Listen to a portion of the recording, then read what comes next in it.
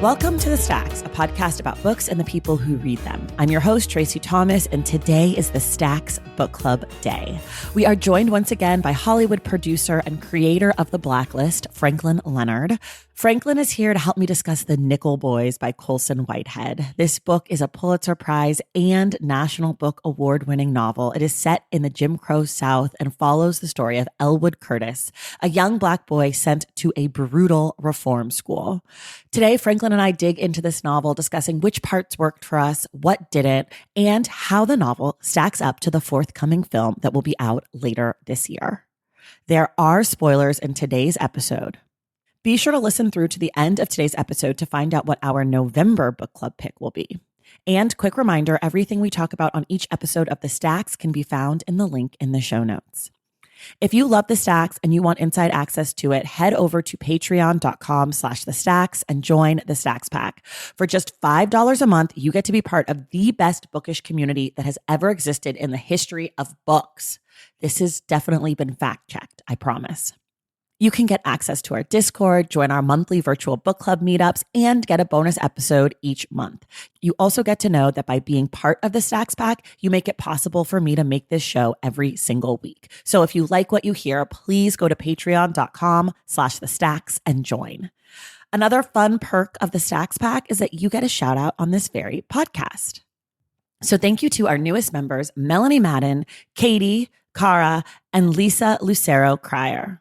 Also, if you love the show, you want to support the work that I'm doing, but maybe don't want to be part of a bookish community, I have a newsletter just for you. It is called Unstacked. You can access it by going to tracythomas.substack.com. You can get my hot takes on books, pop culture, find out what I'm going to be up to next.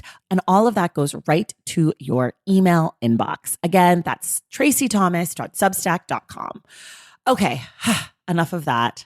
Time for my conversation about The Nickel Boys with Franklin Leonard, and reminder, there are spoilers.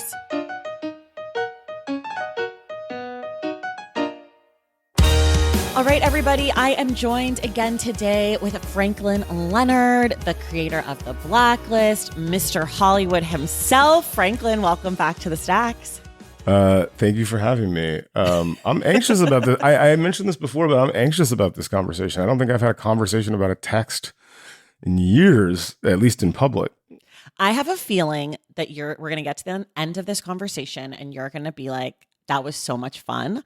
Every time I do a book club episode, when people feel anxious about it, they end up really having a good time. So I'm just going to put that into the universe. And I hope that we to be clear, there. I think I'll have fun. I think there will be a cycle of, oh my God, I sounded like an idiot immediately after the conversation's over. That's my bigger fear. Well, let me tell folks what we're talking about. Today is the Stacks Book Club Day. We're talking about the Pulitzer Prize and National Book Award-winning novel, The Nickel Boys by Colson Whitehead, which is also being turned into a major motion picture, which you and I have both seen. So we can talk about it briefly, though originally it was coming out at the end of October. Now it's not coming out until December. So people at home, you'll have to wait a little bit longer. Wait, I'm going to interrupt you for 1 second because I want to point out that them moving it to December is a mark of distinction of how strong the movie is. You do that when you know that your movie is in the hunt for Academy Awards, as this one is, and that is why it was moved. So for those unfamiliar with the goings on in Hollywood, the move is an indication even more that you should see the film, not less. Yes. But you'll just have to be more patient. For folks who are listening who haven't read the book, please know we are going to spoil this book. And this is one of those books that you do want to read before it gets spoiled for you. Yes. So you can turn us off and read the book. It's very short, and come back. And everybody else, I'm going to give you a quick rundown of what the book is about. It is about a young man named Elwood in the 1960s living in Florida who gets in trouble with the law and sent to a reform school for boys called Nickel Academy. Yeah. I'm like called Nickel Academy. It is for both white and Black children, though it is segregated. And he meets another boy there named Turner, and they become besties. And the place is really fucked up and abusive, and they treat the kids terrible. And it is based on a true story, true history. So that's sort of the quick rundown. We always start here, Franklin, which is like, just generally, what did you think of the book? And was this your first time reading it? This was my first time reading it. And it's funny because this conversation, like deciding to have this conversation coincided with the movie coming out. And I was asked to moderate the Q&As for it at the Telluride Film Festival. And so I was reading it in sort of double capacity, which, you know, if you value efficiency in your life like I do, it was like, this is a win. I have to read a book that I've wanted to read for a while, and it has two purposes. I was flattened by this book and absolutely heartbroken by it. I think, look, it's no secret that I'm a fan of Colson Whitehead. There's a reason why a lot of people were fans of Colson Whitehead as a writer. But this book in particular, it obliterated me in so many ways, and I think has forced a lot of introspection about what I believe about the world as a consequence. Ooh, okay, we're going to talk about that. Did you read it? You read it before you saw the movie? Yes, I read it before I saw the movie. Okay, same. So this was my second time reading the book. And the first time I read the book felt the same as you. I was like gutted by the ending. I did not see the sort of twist, which we can talk about, coming, even though it is literally on the cover of the book. It's true. I somehow missed that. You're not the only one. But on this, I don't think so. I think a lot of people missed it. But on this second read, I have to be honest with you, I didn't like it as much. Really? To me, the ending was so important, I think, for my love of the book, like that I was so blown away by this twist, and that was so much of the emotional resonance, that because I knew that was coming, I think I just read the whole book this time looking for clues to see how he did it, and kind of being disappointed because I felt like there were no tricks. He just did it. He just was like, nope, this is another kid. He does leave clues throughout, including the first sentence of the book and the cover and all of that. But I don't know why I didn't feel as tied to the book in the same way that I did the first time. I mean, don't get me wrong. I think it's really good. I think the writing is really good, but I didn't have any emotional response, even to some of the earlier stuff, some of the abuses and things. And I maybe attribute that to the fact that I read a lot of dark nonfiction about this kind of stuff. And so I sort of wasn't feeling like as sad about it. I don't know. I did like the stories of all the other boys, like at Nickel more this time. I was paying more attention to sort of those like, I guess like sort of like little short stories about all the ways those other kids were fucked up. But yeah, those are sort of my general thoughts. It's interesting. I mean, I haven't read it for a second time, and I wonder if I would feel the same way. My instinct is that I wouldn't, but that's only because for me, I think like you, I do a fair amount of reading of nonfiction in this space. And so the trauma and the violence against these kids was not actually something I was terribly enraptured by when I was reading the book. Yeah. For me, it was about these sort of competing ideas about how to navigate life as a young Black man in America. Mm-hmm. That this idea that, you know, Elwood fundamentally believes that there's good in the world, that people are by nature good, and that if you give them all the information that they need to do the right thing, they'll do the right thing. And Turner's intentional distance from everybody and resistance to emotional connection.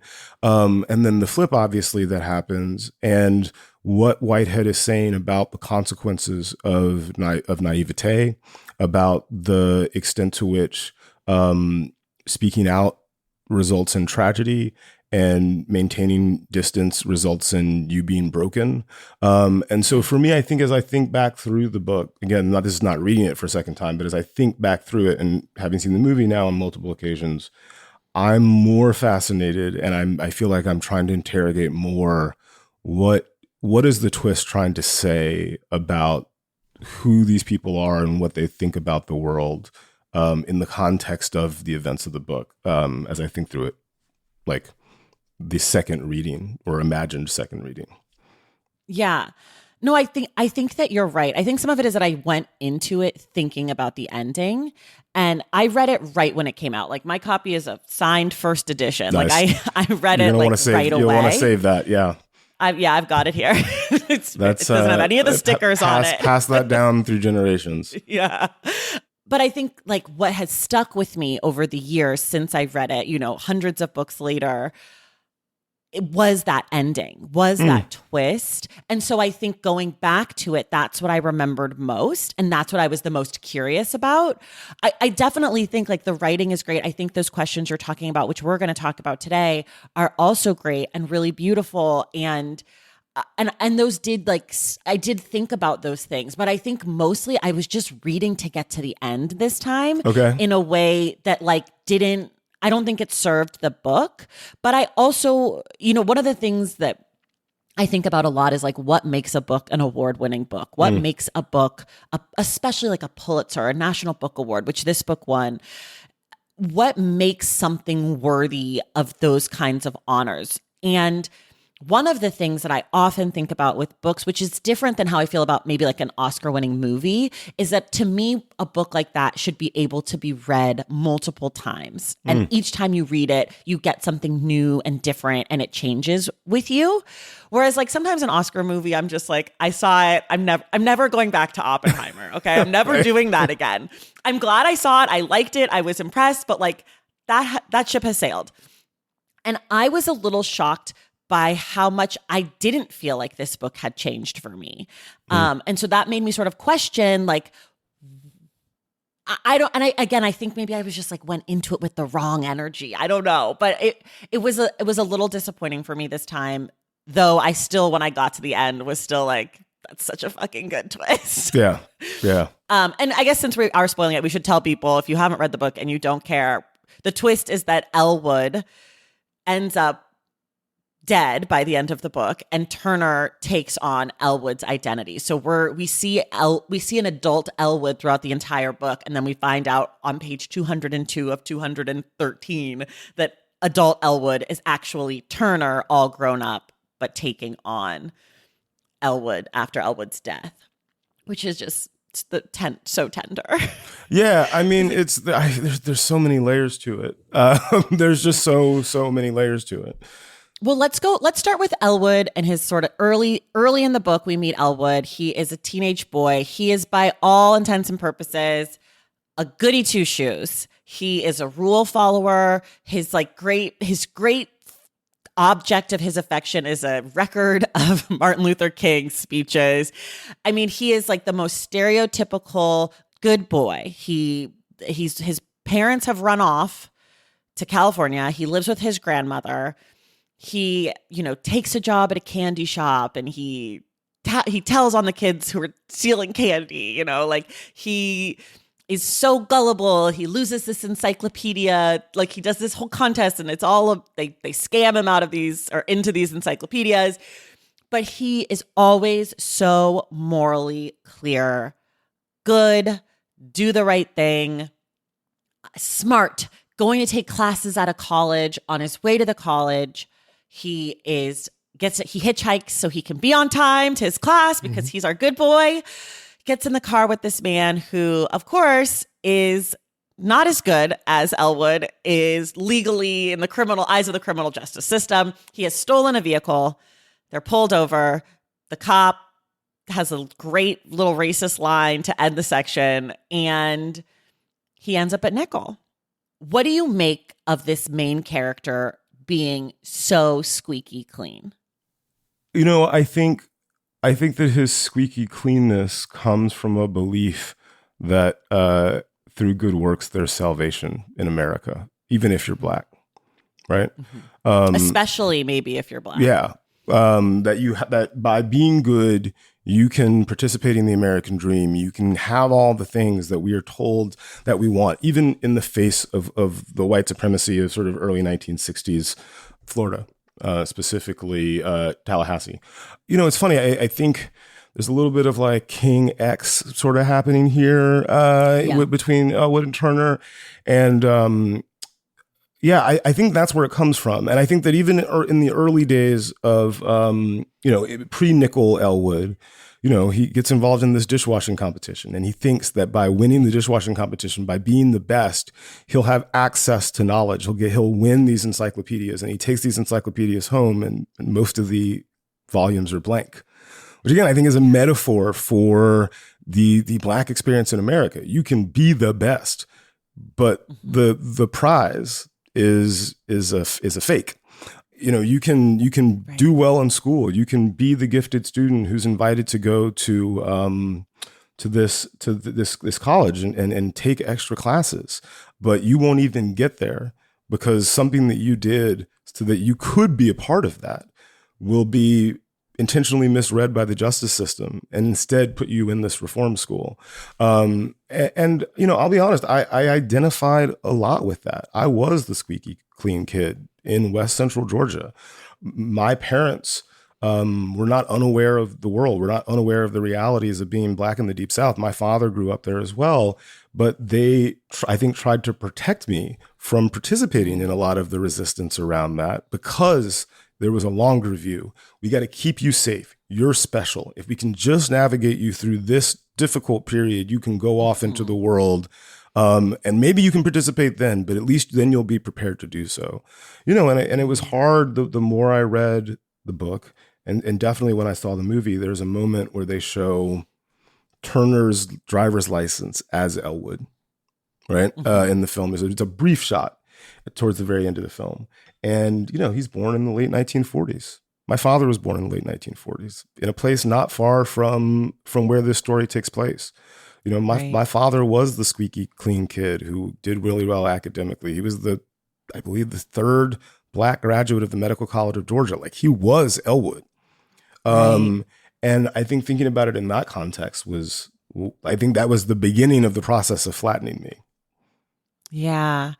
I think it's really interesting. I do think like what you're saying, because I too relate to an Elwood as a younger person. I think I have more I think I'm a little more Turner-fied. Well, I think that's I think that's what happens. I suspect, and I haven't been able to have this conversation with Colson, but I suspect that he was also an Elwood in his youth and became a Turner, which I think is also sort of part of the central metaphor of what the book is saying, is that many of us start as Elwoods, but the only way to survive is as a Turner, because being Elwood gets you killed.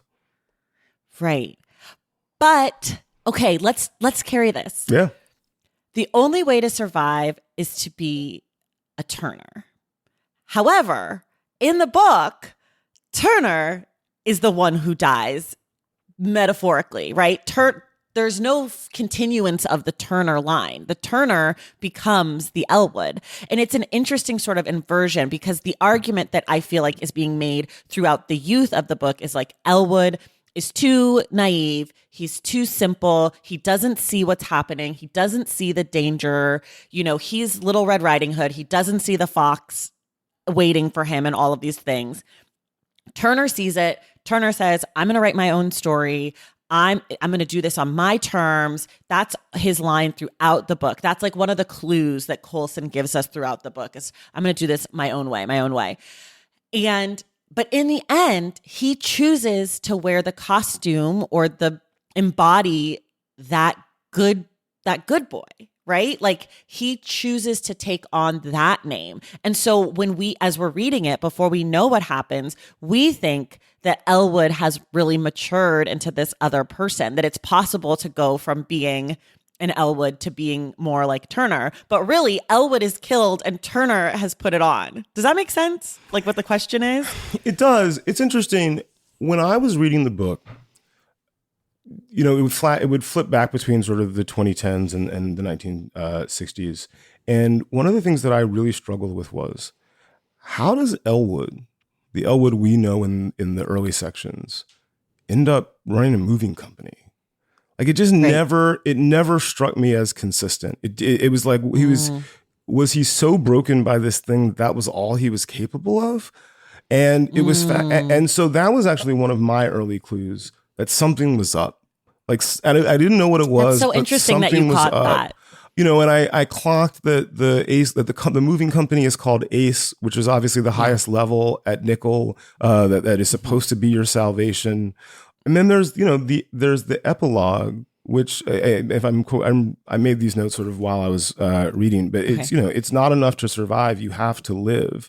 And yes, Turner is taking on the mantle of the name, but he's the one who lives. And Right. and that, I think, is the big takeaway. And I don't know that he's actually living either. I think that he is surviving. Yeah. And he's surviving better than Chicky Pete did. He's definitely surviving better than Elwood did. And I think that's my takeaway. Like, I actually hadn't thought about the fact that he is bearing Elwood's name and what does that mean? Because I guess he probably could have just chosen any name. Right. But I think it's also, as I think about it now, I think all of us who have evolved into Turners in one form or another know that there is nobility in being Elwood, and that being Elwood in the face of the consequences of it is something worthy of acknowledgement, reverence, praise, but it's not a recipe for surviving, and it's certainly not a recipe for living. Know. I'm not sure. I want to think about it I'm more. not sure that there is something. I think we're told there's something noble about being an Elwood, but I don't know that that's true. I think that that's like a nice idea that like we have been taught, that is like internalized into us, that we should be like that we should be idealistic and that we should see the good in everybody. But I just don't know that. I don't know that that's not like white supremacy itself telling us that, right? Like, I think doing the thing to survive, I think doing the thing to blaze your own trail is noble to me, because it is easy to become a person who does things for the recognition or the approval of others, which I think is also like sort of the flip side of who Elwood is. Like, he's a goody two shoes because he wants to be seen by another outside force, whether it's his grandmother, whether it's white people, whether it's even the people at the Nichols Academy. And I'm just like, I don't know if I believe that is the right and noble way. Well, it's interesting. So I read Elwood a little bit differently. I read Elwood as having an incredibly righteous sense of right and wrong, and a belief that by being right, you can win the argument with anyone. Right? That by being good, it is therefore undeniable that people have to recognize your humanity and have to treat you as a human being. I think he knows, for example, that, writing a record of everything that he's seen at Nickel and sharing it with people, he knows that there are potential consequences for that, but he's willing to do it, even if it attracts the disapproval of his best friend, of the teachers, and may cause him severe harm. I think that he sort of represents this belief that like there is right and there is wrong, and you do the right thing. And in doing the right thing, you make the best argument for your humanity and for goodness. I mean, there's a line in the book: if everyone looked the other way, then everybody was in on it. If he looked the other way, he was as implicated as the rest. That's how he saw it, how he'd always seen things. And for me, that's the part that I think that we all on some level have reverence for. We do have reverence for, and I think should have reverence for, the people who are willing to stand up and say, listen, this comes with great potential costs for me, but we got to be real. This is how it is. And the rest of us, because we need to survive, because we want to live, because we got to pay our rent, may not be as vocal about the way things are by necessity. And I think that both of those strategies are what we, as Black people in America, but I think more broadly as people facing injustice, have to deploy in order to navigate the world and try to make it better. Okay. I am realizing in talking to you about this that perhaps I am more cynical than I knew. Well, I'm probably with you.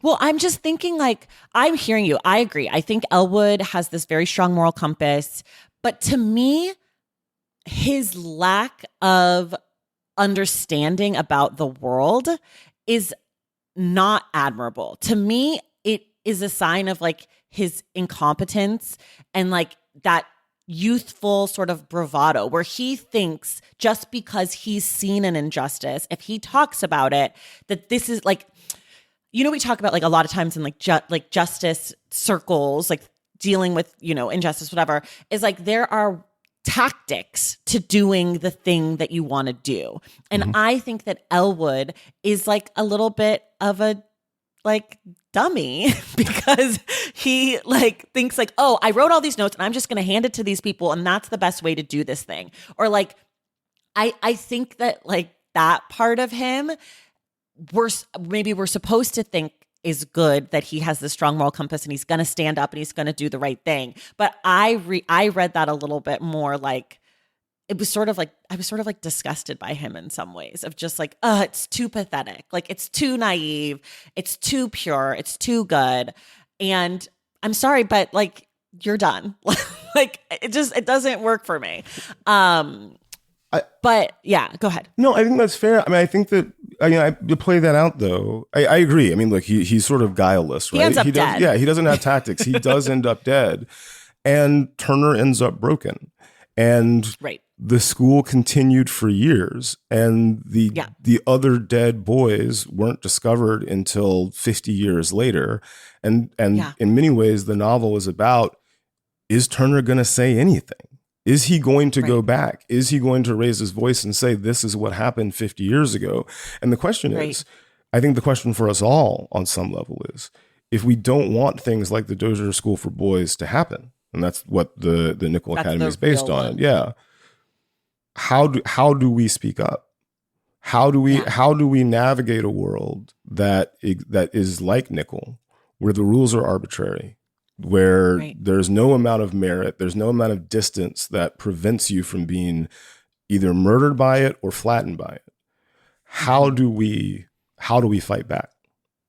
And I think what's interesting to me about the book is that it doesn't provide easy answers. It says, look, here are two strategies and here are the consequences of them. What are you going to do? And I think that's really the thing that is, in a moment like the one that we're in now, I think has forced me to have conversations with myself about, who am I going to be in the world? Am I going to take a verbatim sort of journal of what I know about the world and share it with the world at possible great consequences to myself? Am I going to maintain an emotional distance and just try to survive and keep my head under the radar so it doesn't get clipped? And to what end any of it? And I don't know that I have the answers. And I don't know that anybody has the answers. And I think on some level, we are all set with the task of making, a series of choices about how we want to live in the world and what those things mean. Yeah. And I think like from a literary standpoint, having these two characters that do feel like so polar opposite sort of arguments in this conversation about how do we show up in the world and how do we invoke change. Like they're sort of these stand-ins, as you said, perhaps for Martin Luther King and a Malcolm X, or just like different ways of agitating and activating. I do think that it's interesting that Colson Whitehead chose to go so like obviously polar opposite, right? Like he's really using these characters as sort of this stand-in for this bigger conversation. And I think like in the real world, you need some Elwood and you need some Turner and you need some Chicky Pete. You need all of these people because they to make change, to force change, even though for these kids, it was a long time coming, right? Which is also part of the problem about changing the world. It's not something you can really do overnight. Yeah. Well, look, it's not for nothing. It is Elwood that writes the journal, but ultimately it's Turner who shares it. Why do you think Turner shares it when he knows better? Because I think he knows that Elwood is right. So you think he's swayed by Elwood's argument versus sort of like maybe being a little vindictive because he's annoyed by his friend? I don't think so. I find it hard to imagine a scenario wherein Turner shares the notebook with the sort of state authorities who are coming in to investigate JFK lookalike. Yeah, exactly. I find it very hard to believe that he shares it with the intent to get Elwood murdered, which he knows would happen if he did. I think if he wanted to be vindictive, he would just take the journal and destroy it, right? And then it's like, you better learn. But I think it's ultimately Turner who shares it. I think again, we all share this tension. Mm-hmm. We know the truth needs to be said. We know the truth. We know that somebody's got to stand up and say it. We also know that it comes with consequences. And so it's Turner who's like, all right, well, if this is what you're committed to, I'm going to do it. And then when he realizes just that his friend is going to die, it's like, we got to get out of here. This is the one chance that we have to go. We got to go now. And I may be misreading it, but I think I'm so close emotionally to this content that I'm probably imputing my own personal struggle with how to be in the world into some of their behaviors. But I think that, Turner knows it's fucked up, Yeah. And so he most certainly wants to do something with it. Part of doing it his own way probably is standing up, but there are consequences that come with that. So. Yeah. I just struggled with why Turner did it. I guess I hadn't really considered that he might have just been swayed by Elwood's argument of like this version of events that turns out good for them.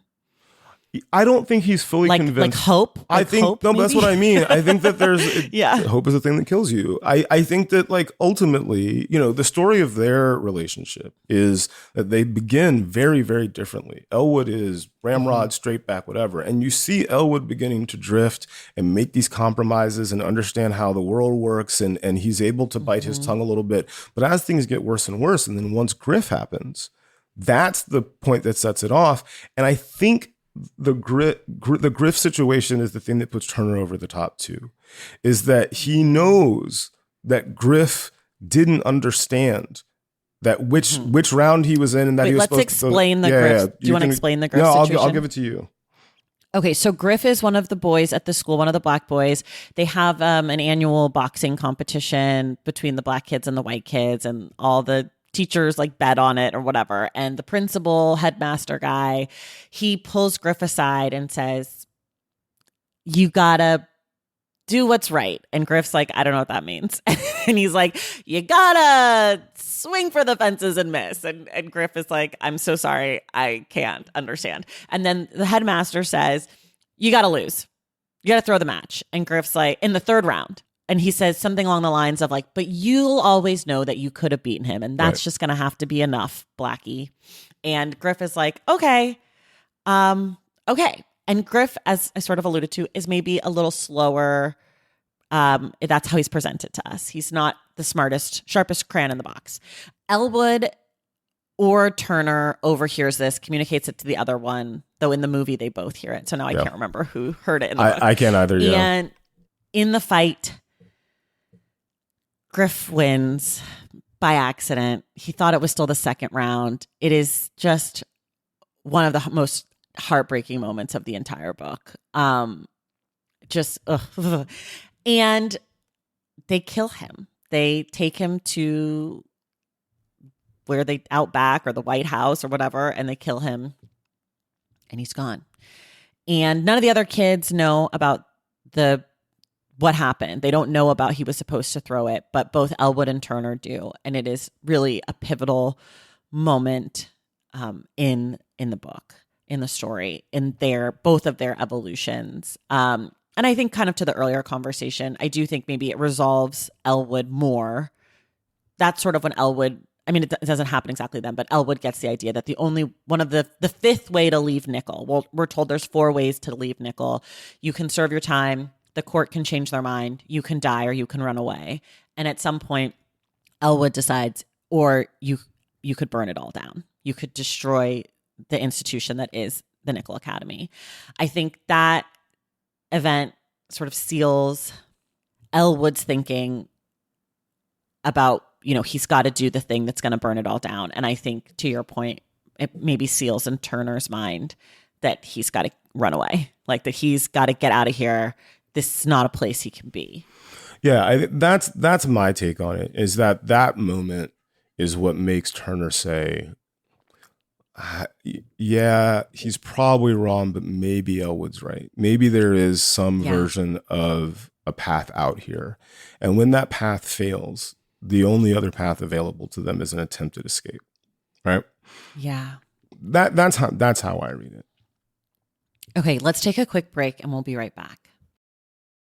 Valentine's Day is upon us, and I've got love on the brain. Love for books, duh, of course. Hello. Did you forget what podcast you're listening to? I love bringing you all great reads, exclusive author interviews, and behind the scenes book gossip. But I can only do that with your support over on Patreon and Substack. Our Stacks Patreon community, also known as the Stacks Pack, is where you can go for book club meetups, a private, very active Discord, and a year-long mega reading challenge to help you achieve all your reading goals. Plus, you also get that monthly bonus episode. Now, over on the Substack, you can subscribe to my newsletter, Unstacked, where I keep the book conversations going. I also give you a healthy dose of sports and pop culture, definitely some hot takes happening over there. And again, that bonus episode. If you don't have a few dollars to spare, don't worry. There are free options on the Substack and the Patreon to get you a little extra Stacks magic. Making this podcast is a total team effort, and by supporting my Patreon and my Substack, you allow me to support my amazing team that makes the show possible every single week. So if you or your friends are looking to meet other book lovers and support this indie podcast, come hang out with me on Patreon, Substack, or both. I would love to have you. And since we're talking about love, you can gift subscriptions to the Patreon and the Substack for that special reader in your life.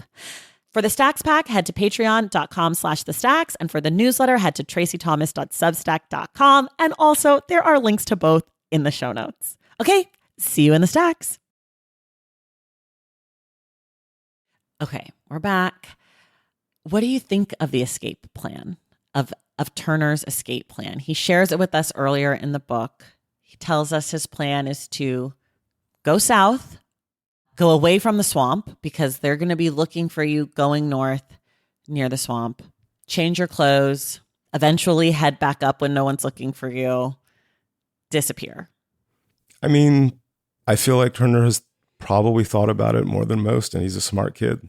I think it's the best escape plan available to them. I mean, it works. Yeah. For one of them. For one of them.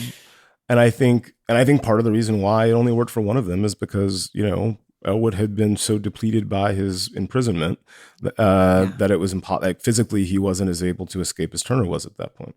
Yeah. So what happens for Elwood? So they turn in the papers, the notes about because Elwood and Turner have been working off campus for their little work study, air quotes, their internship.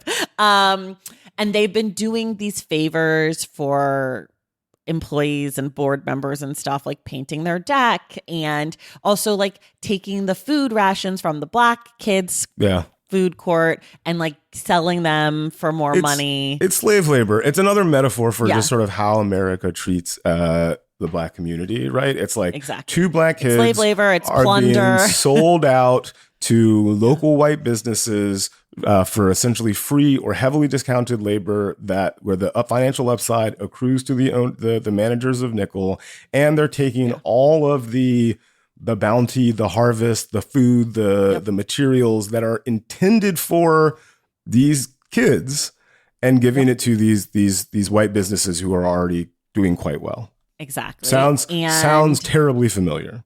Yes, I believe I've read this one before. Yeah. And so Elwood takes notes. Every assignment, every loaf of bread, he's got it, who it went to, who paid for it, how much. He gives it to Turner. Turner gives it to the inspectors who come to the campus because there's rumblings that maybe something's going on at the campus. They're just checking in. Gets back to the school. Elwood ends up being taken to the White House. Well, I guess technically not. He's like ends up upstairs. No, yeah. In some attic. There's essentially an attic, like a hot box. Yeah, sort of in the roof of the building, and basically just locked in there. No windows. It's incredibly hot. No food. No water. So he's just physically depleted. Yeah, and then Turner and the other boys. One of the boys works at the office. He gets word that they're gonna kill him. They're going to take him out back, I think is what they call it. Yeah. And so Turner's like, well, Now or gotta never. enact my brilliant plan. Swoops him up, takes him out. They go, they steal bikes from a family that they had done work for. They knew they were out of town. They steal the bikes that are outside. They ride down south. They're going somewhere. The whites come. The nickel people come. They shoot. They kill Elwood. Turner gets away. Yeah. It's so sad. It is. I also think it's notable that Harper is the one who shoots Elwood. Right, Harper's who they were working for, who was like their overseer. He's their overseer, but throughout the book and in the movie, he's presented as like one of the good ones.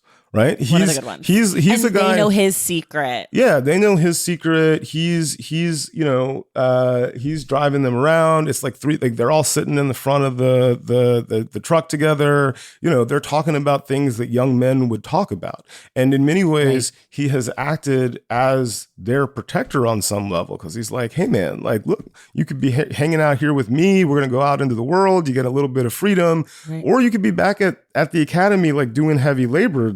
Surely this is better. Like, let's hang out. But at the end of the day, he's the one who takes the gun and shoots Elwood dead. Ostensibly, the man who's presented himself as a friend. Right. I mean, clearly that's on purpose. Like, the idea is that there is no such thing as like good whiteness, right? Like, it's all in service to the bigger thing, to the, or the, that's not to say that there's such thing as good white people, but like, if you work in this system, even if you are nice, you still work in this system. You are this, as Miriam Kaba told us on this show a few years ago, the purpose of a system is what it does. The purpose of Nickel Academy is to abuse and harm these children. And if you work in that system, you are part of that system, even if you hang out with the boys and eat a chocolate bar or whatever the fuck Harper was doing. Yeah. And when push comes to shove and a choice has to be made, he's going to choose the system. He's going to choose the preservation, in a broader sense, of white supremacy. The power, and also they made him look bad. So I'm sure there's some vengeance on his side too. He took notes on all the shit they were doing, and this Harper guy was fooled. He didn't know that they were scheming and scamming. And for all he knows, it was both of them together, because Turner's the one who hands over the paper. Yeah, right. Like, so for all he knows, they're in cahoots. That's exactly right. I also think that like the other sort of implication here is that Elwood's not just taking notes on what the bad people at Nickel Academy are doing. He's taking notes on the system as a whole. Who in town, who's a businessman, is receiving that stuff? Who is benefiting? It is a litany of who is of how the system functions and how widely the benefits of that system are being distributed. And so, one could imagine a scenario where he was more narrowly tailored in what he transcribed, and he pointed the finger at just the person who's running Nickel. This is the bad guy.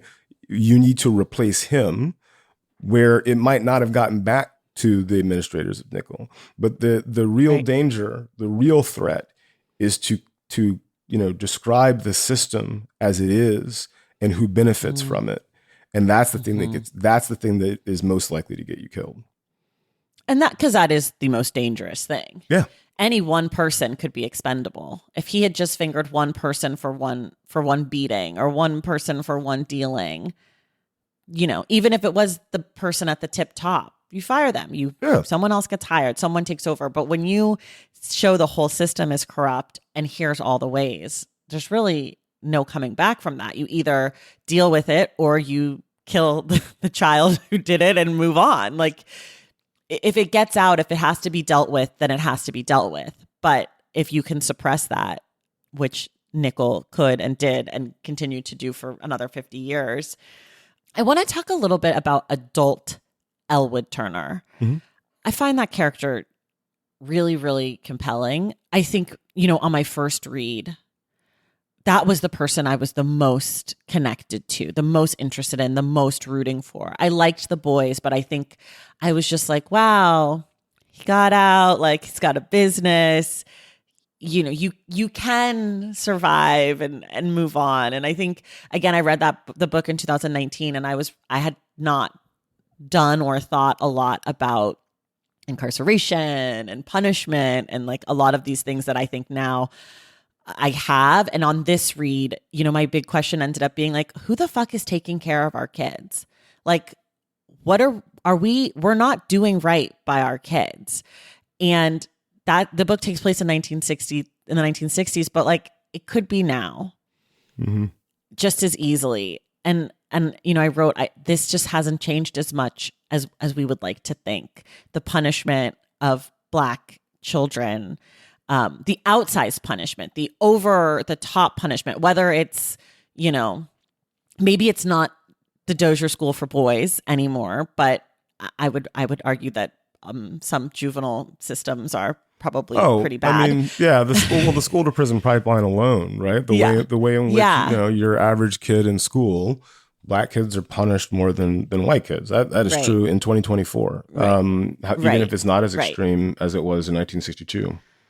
Right. Even if the physical violence isn't as pronounced or as obvious as it is in this story, the way that it happens, the way that the kid who accidentally is hitchhiking with the wrong person ends up in trouble, or the way that even just like a kid who wears a hairstyle or doesn't say ma'am or sir. I mean, we got kids getting kicked out of school for their hair right now. So like, 100%. Totally. For not putting their phone away, all of these things. I think like, I don't know. I think I've just become really obsessed with this idea that like we're just not taking care of the kids, and it's really devastating. Yeah, I mean, because we're not. I think there's probably arguments that we're doing a better job than we were years ago, but certainly they deserve more than what we've been capable of to now.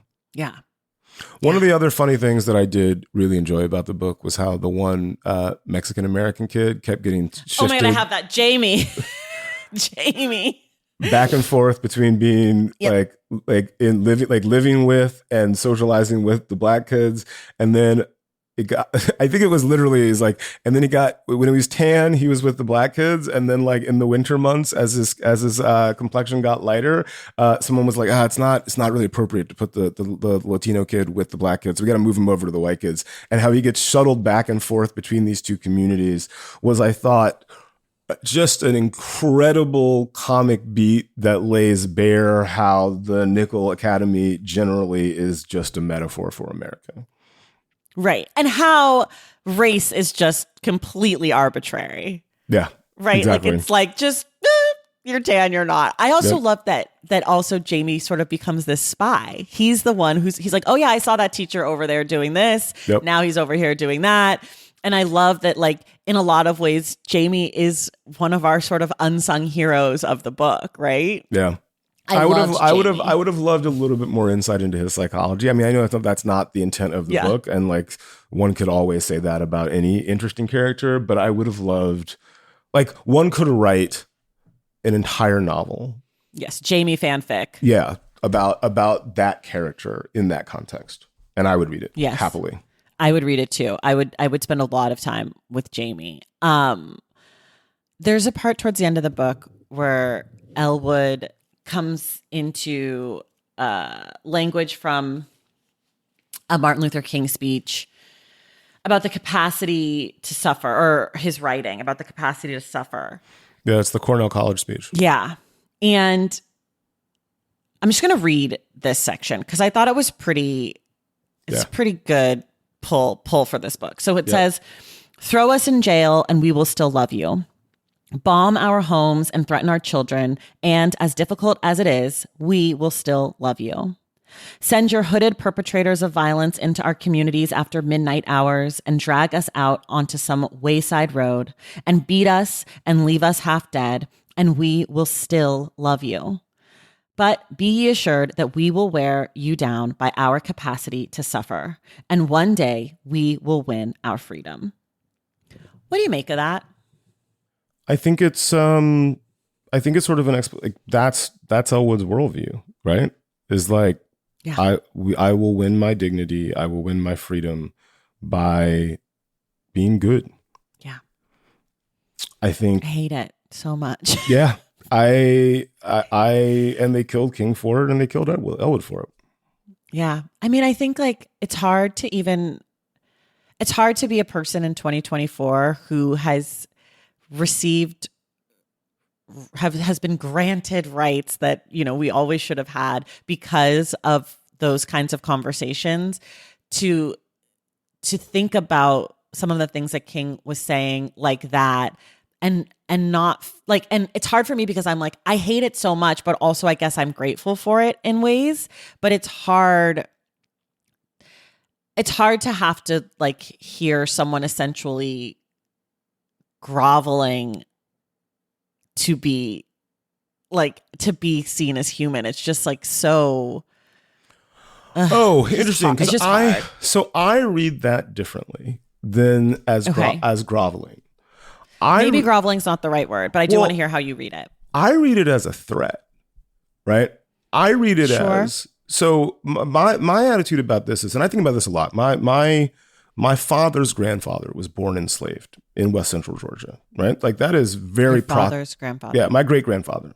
Yes. It is the arc of the Black experience from enslavement to present day for me just has always felt very present. I think it's because of where I grew up. It's because I think about these things a lot, and you see the ripple effects of that dynamic in American society and globally. For me, what I read King as saying here is there is not shit you can do to us that we will not be able to endure. Do whatever you want. Do whatever you want. Threaten our children. Send hooded perpetrators of violence into our communities after midnight, beat us and leave us half dead. We will continue to be on the moral high ground. We will continue to live our lives as we see fit. And in time, because we are so strong, because we do have a capacity to endure that you, in your violence perpetrating, in your fear, our endurance will win the day. Right. And I understand that pose. I think that what trips people up is the "we will still love you" part. We will still love you. You know, yeah. And I read the "we will love you" as because our humanity demands that we love other humans, because that is the moral expectation that we have for everyone on this earth. And we have already reached that, and you have failed to. That's how I read that. It is from a position of great strength of do whatever you want. You're gonna engage in your mediocre little violence. You're gonna come at us with enslavement. You're gonna come at us with Jim Crow. We will still be here, and eventually you're gonna have to get it together. You're gonna have to recognize that we are as human as you are and have been forever. And when that day comes, we will win. That's how I read it. And again, I will admit, I am a pessimist and a cynic by nature and an optimist by practice. And so it is entirely possible that reading of that falls into the optimist by practice thing. But my attitude is, we're better than you. And you can keep doing whatever you want to do. But in time, eventually you're going to have to get your shit together and you're going to realize how terrible you've been. And that's how we win. But we're not going to engage. We're not going to engage in the same nonsense that you guys are engaged in, because frankly, it's beneath us. I do like your reading. I think you're probably right that that's like the spirit and the intention of the thing. I think for me more what is like difficult is just thinking about that being the approach. Oh, yeah. You know, like that's what's really hard for me. It's like thinking about how not so long ago that was the only way we could even approach these conversations, was like kill us, harm us, like we'll still love you, and eventually we will get there. And I know that was the play in the 60s, but it's hard to really, like, it's hard for me to hear that and think that, because I think now of like how I guess much things have changed because of that, but also how much things are the same, and that is still sort of expected of marginalized communities. This like, we will suffer for what we know is right because we know that's the only way, instead of just like, fuck you, burn it down, I don't love you, I hate you, and I'm gonna kill you. Look, like, there's a human part of me that is like, okay, yeah, but fuck that, like, how dare you? Right? It's funny, people talk a lot about like, the arc of history bends towards justice, and along a long enough timeline, we'll get there. And I think the thing that, we hear that a lot. Do you believe that? I mean, along a long enough timeline, yes. but here's the catch, right?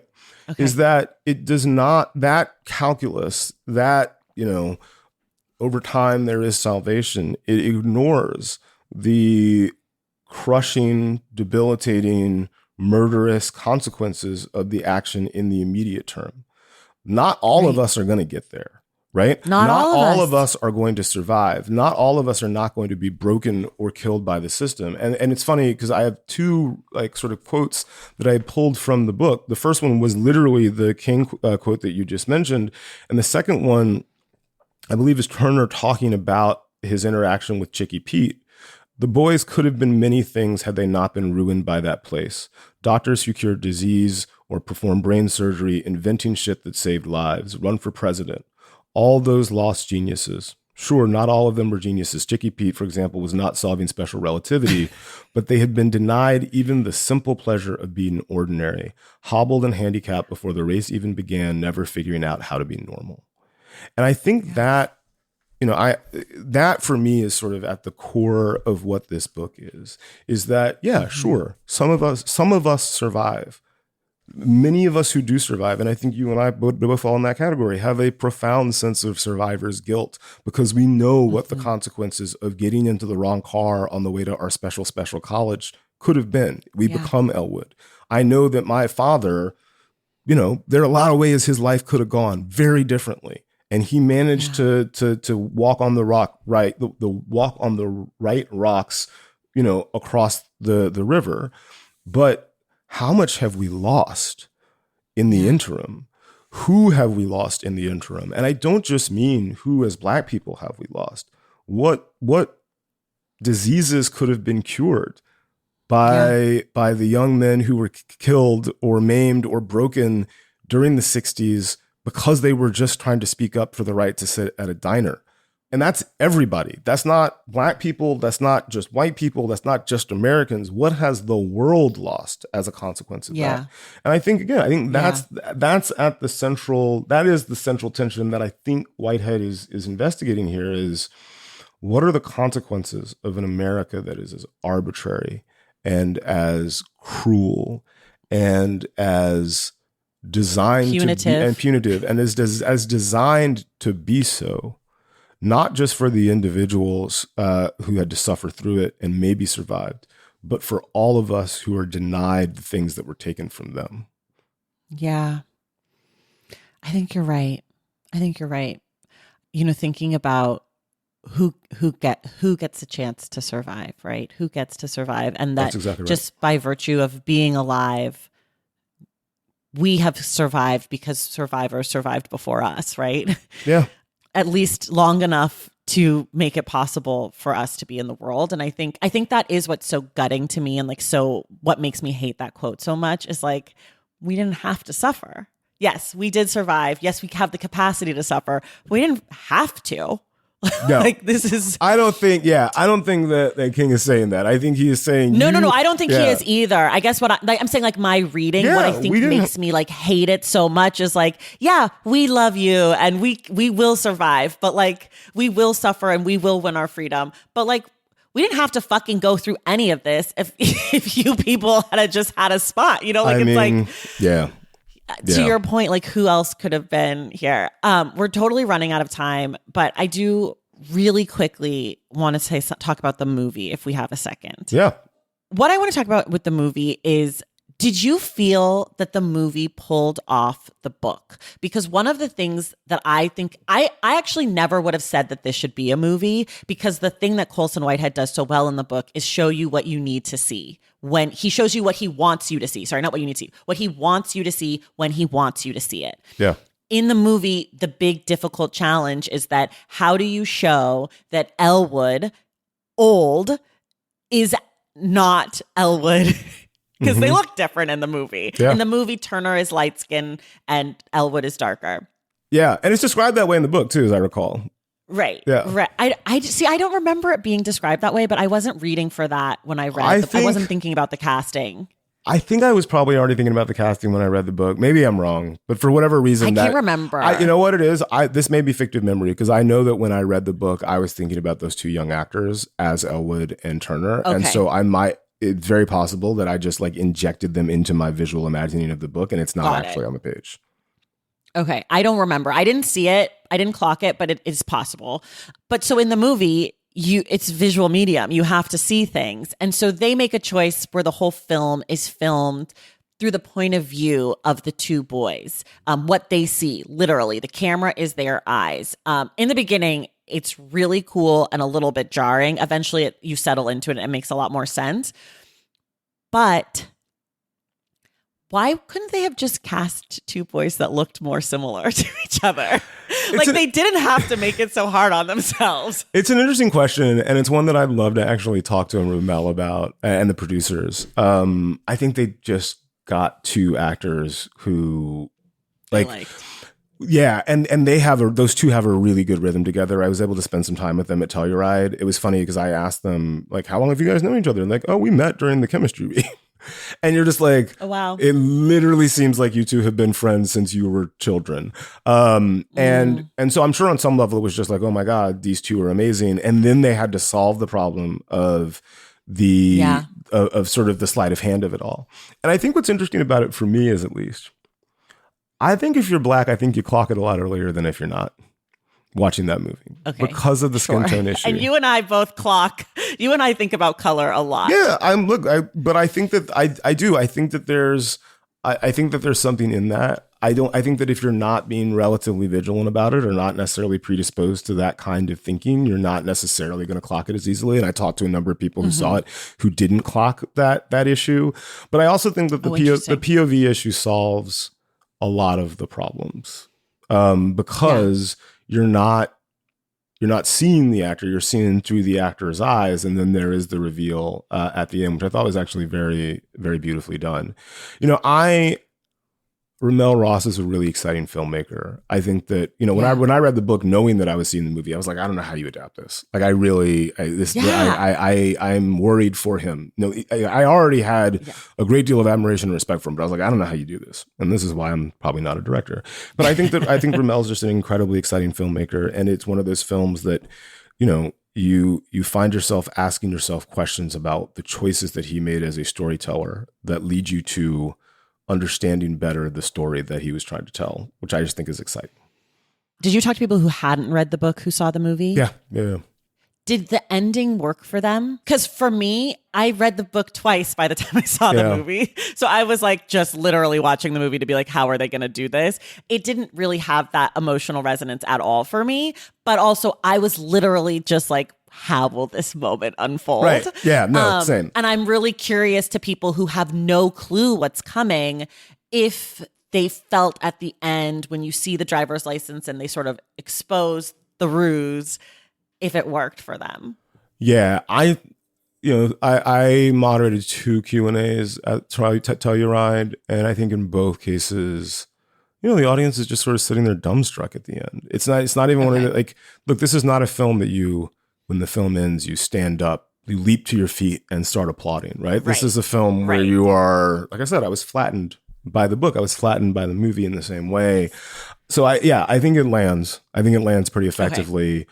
But I also think, again, it's not one of those things where you're like standing ovation, etc. It is, I need to sit with my feelings in a dark room by myself for several hours kind of thing. By the way, parentheses, compliment. I don't want people to think they shouldn't see the movie. Like, this is a movie that will just see the movie. Like, I think people should definitely see the movie, especially people who have listened to us talk about the book and have read the book. I'm so curious to know how people will think, like, in this community of intense readers will think of the adaptation and how they will think about it, like, to the source material. There will be those, possibly understandably, depending on the argument they want to make, who will not love this adaptation for whatever reason. Yeah. And it's a challenging adaptation. I think Ramel did a phenomenal job with it, but it's challenging in a way that I want more films to be challenging, but it's not easy. Yeah, I agree with that. I think there are parts of it that I struggled with for sure. And again, I was so interested in what the cinematography was doing and how they were framing the shots and how they were doing that point of view. I thought that was like just so smart and interesting. And it's really beautiful. Yeah, I'm just actually checking. Shout out to Jomo Frey. Jomo Frey. He's my friend's husband. This dude, man. Yeah. Like, really, there's another, cool. He has another, he shot All Roads Lead to Salt, or All Dirt Roads Taste of Salt. Like, Jomo is a special cinematographer. He's going to be a star, I think. Yeah. So talented. Yeah. Okay. We usually talk about the title and the cover. The title is great, whatever. The cover is a genius cover. That fucking shadow coming together into one person. I'll never forgive the cover artist, who is Oliver Munday, a genius. Shout out to Oliver Munday. In the cover industry. Yeah. Cover god.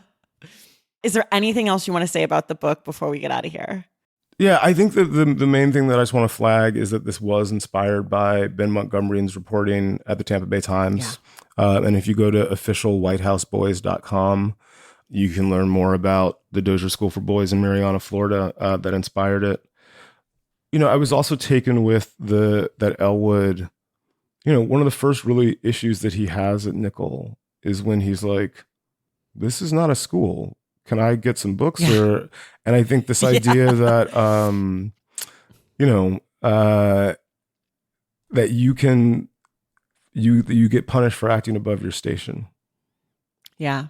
I think also Colson's so brilliant with some of that stuff because he knows, as reading it in 2019 and on, that we're going to see, he doesn't have to do a lot of work. He just has to make a sentence or two and we're going to get it because we understand the historical context of the thing. I think in a less talented writer's hands, there would be a lot more. Elwood was so mad they wouldn't give him the books, blah, blah, blah. But all we really need is for Elwood to ask the question and we already know. I think there's literally, he's like, you know, in the hospital, Elwood wondered if the viciousness of his beating owed something to his request for harder classes. Yeah. Yeah. Don't get up. That's it. That's all you need. Don't get too uppity. Don't imply that you are better than what you have been offered or that you deserve more than you have been given. Especially when you stole a car. Yeah. The truth of it is that you are a car thief. You're not a smart boy. You are a car thief. So don't pretend to be something better you are the worst. Exactly. Of the worst. As though a car thief can't be smart. Which is my favorite part. Right. Yeah. No, it's But like even when he's driving to the school and with the two white boys and they're like, oh, and then the guy in the front seat's like, well, you're sitting with a real life car thief. Exactly. Like as if that is like the thing, even though we know he's clearly not. Oh, one thing that does need to be said. Anjanou Ellis. Oh, the performance. I mean, look, it's oversaid what at this can't point. She do? Exactly. She does not miss. It's as Elwood's grandmother, it is not a principal role. She is a supporting character here, and it's note perfect. I just would like to see her in as many things as possible and in roles that are as rich with depth and breadth as her frankly ridiculous talent. Okay, well, on that note, we will end today. Folks, you can listen to the end of today's episode to find out what our November book club pick will be. And Franklin, thank you so much for doing this. Thank you for being here. This was such a treat. It's a real pleasure. I hope I didn't sound too dumb. Did you have fun? I had fun. I knew I'd have fun. Okay. Again, it's more just, I hope that as people hear this, they're not like, wow, that guy's a dummy. No, never. You're smart. Don't worry. I think they heard smartness. Everyone else, we will see you in the stacks.